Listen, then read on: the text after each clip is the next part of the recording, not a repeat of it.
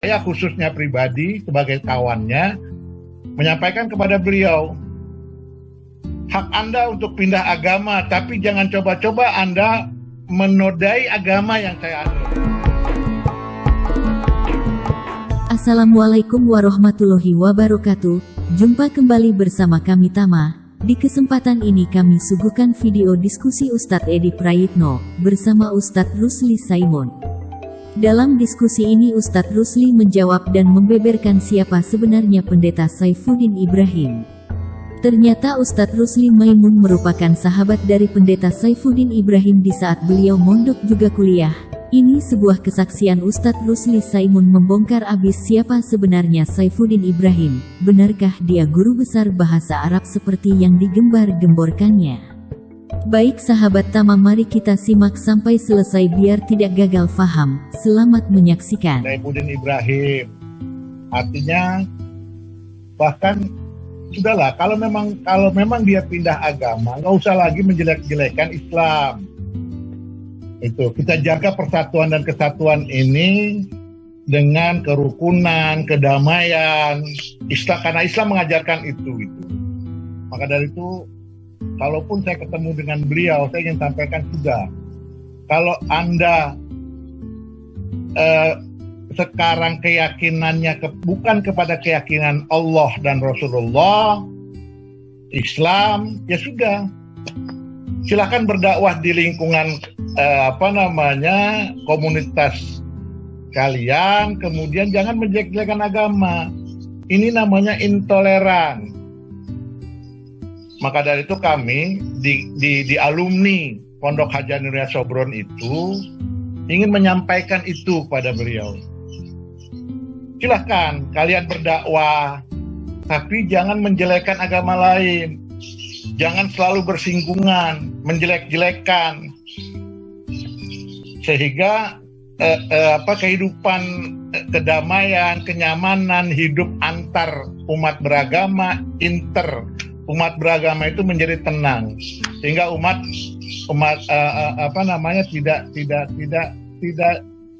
tidak menimbulkan kekacauan dan kekisruhan.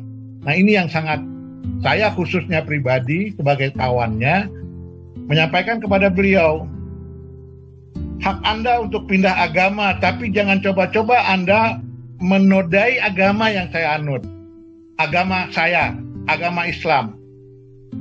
Dan sementara kita tidak pernah mengutak-ngutik agama yang dia anut. Tapi kita sih paham kenapa dia melakukan seperti itu. Sangat paham. Gitu loh. Kok pendeta-pendeta lain tidak ada yang melakukan hal yang sama seperti Saifuddin Ibrahim? Karena motif ekonomi, dia dibayar. Dia muncul di YouTube, kemudian dia mencoba memperbandingkan ayat dengan Injil segala macam itu, sehingga Islam itu dijelek-jelekan, itu dia dibayar. Tidak mungkin dia berbuat seperti itu kalau dia tidak dibayar. Kalau dulu mungkin dia ceramah Jumat, khotib Jumat, ceramah, mungkin bayaran dari umat kecil, kemudian ketika dia menjadi pendeta bayarannya besar, itu. Jadi dia diperalat sebenarnya. Kalau menurut saya itu dia diperalat oleh orang-orang yang punya kepentingan bagaimana, karena dia yang berani untuk menjelek-jelekan Islam dan mengajak umat Islam kepada Kristen. Saya pikir itu sekedar curahan pengalaman saya bersama beliau. Yang jelas intinya teman-teman sekalian, beliau itu masuk ke Kristen itu bukan karena hidayah dari Yesus, tapi karena keadaan ekonomi yang memaksakan dia untuk pindah. Saya bisa buktikan kok perubahan hidup beliau. Dari dia begitu susahnya, dari Jepara kemudian pindah ke Jakarta, kemudian dia ngajar di Sawangan, dia bergabung dengan NII, kemudian dieliminir oleh pesantren Abu Toto Panji Gumilang, kemudian dia pindah ke Kristen, itu karena persoalan ekonomi. Sekarang dia lihat pakaiannya hebat, keren, trendy, pakai dasi. Yang dulu susah, mungkin dia nggak bisa memakai dasi. Waktu di Sopron itu dia nggak bisa memakai dasi. Cara memakai dasi itu bagaimana dia nggak bisa. Saya tahu kok kehidupannya itu. Dia sering tidak pakai baju, cuma pakai kain aja. Kain, saya masih ingat tuh kain Bima itu warnanya merah yang sering dia pakai tiap hari itu.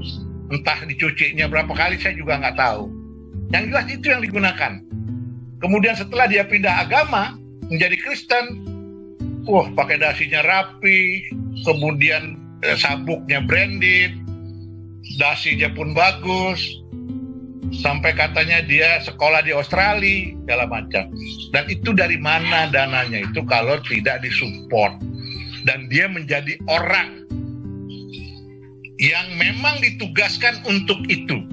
Kalau analisa saya, kita bisa perdebatkan ini karena saya tahu persis awalnya siapa beliau. Dan di kampungnya pun, di Bima pun saya tahu persis. Karena saya pernah ke Bima bersama tadi saudaranya Ikhwan Samsudin. Dan dia sampai sekarang pun tidak boleh nginjek tanah Bima oleh keluarganya. Dan dia sudah diusir oleh keluarganya. Artinya apa? Keluarganya memang menolak kehadiran beliau. Saya pikir itu untuk nanti kita kalau ada yang mau bertanya, kita silakan, kita ngobrol-ngobrol santai siang ini.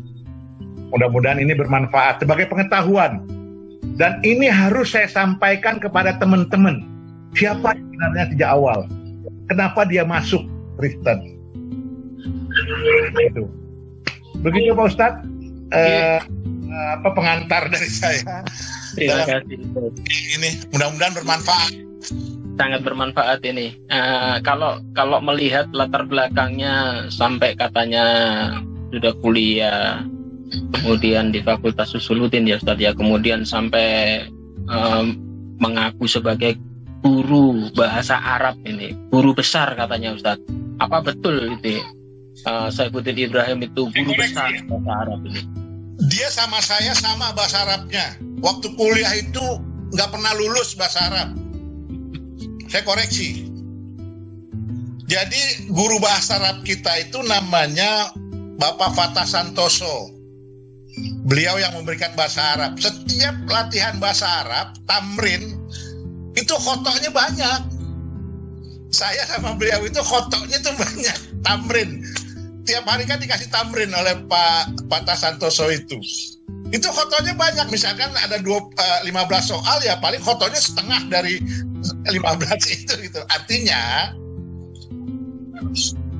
dari mana dia menjuluki guru bahasa Arab, sementara bahasa Arab di Pondok Haja Nuria Sopron saja tidak lulus.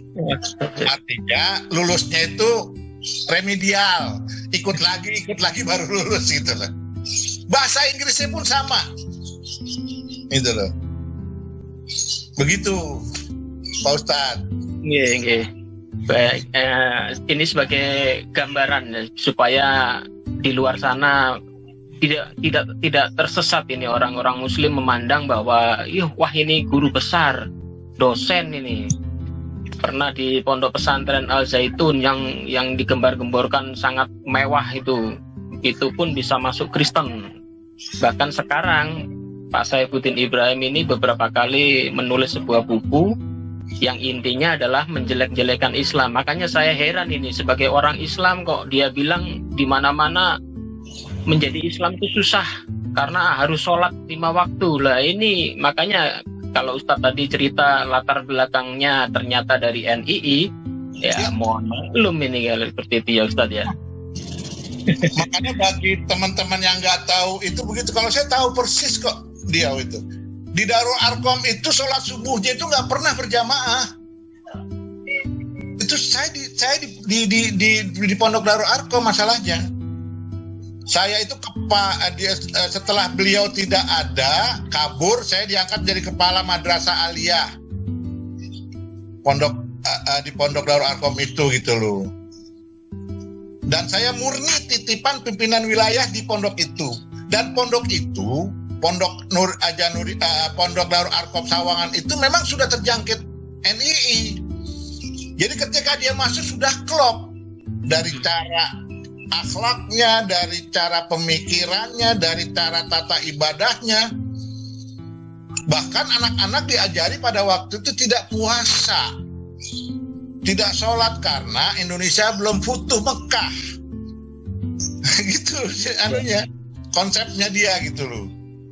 Dan mengambil barang orang itu hal yang wajar, yang biasa. Menyolong itu hal yang biasa karena ada infak di situ. Jadi di konsep NII itu ketika kita menjadi gurunya, kemudian murid-murid itu harus wajib berinfak ke kita. Nanti hasil infaknya itu kita setor lagi ke atasan kita. Begitu modelnya. Jadi di pesantren Darul Arqam Sawangan itu nyolong barang orang itu antar santri itu udah hal yang biasa. Itu pondoknya sampai sekarang masih ada, Ustaz? Masih ada. Cuma saya nggak tahu lagi karena saya sejak 2007 ya, 2006-2007 sudah tidak di pondok itu lagi. Gitu ya. Ya. Kalau saya lihat nada suaranya Ustadz ini gregetan ini, apalagi dia awalnya dibina oleh Muhammadiyah, sekarang seperti itu ya. Jadi ini sebagai luapan hati Ustadz Rusli, juga mengatasnamakan teman-teman alma mater. Iya betul. Jadi kita sekali lihat seperti itu ya Ustadz ya. Ya betul. Jadi begitulah perjalanannya itu, bukan semata-mata dia setelah di Pondok Ajaran Indonesia itu dia masuk Kristen, bukan. Masih panjang perjalanan itu. Di antaranya dia masuk NII. Ketika dieliminir oleh Panji Gumilang di Al-Zaitun, nah dia baru masuk Kristen. Artinya apa? Ini di situ ekonomi yang punya peran besar terhadap perpindahan keyakinannya dia. Ternyata setelah dieliminir dari Al-Zaitun sakit hati ya Ustadz ya. Kemudian ini saya dengar itu dia ditampung di Zionis Kristen Indonesia itu ya, kalau tidak salah ya, Ziokindo namanya. Pimpinannya Edi Sarto, Ustadz. Nah itu saya nggak tahu sampai di situ. Ketika dia ketika dia terputusnya saya itu ketika dia kabur, dicari oleh polisi polsek, kabur entah kemana. Terakhir saya dengar dia di Al-Zaitun. Sampai di situ. Waktu itu kasusnya apa, Ustaz? Kasusnya ini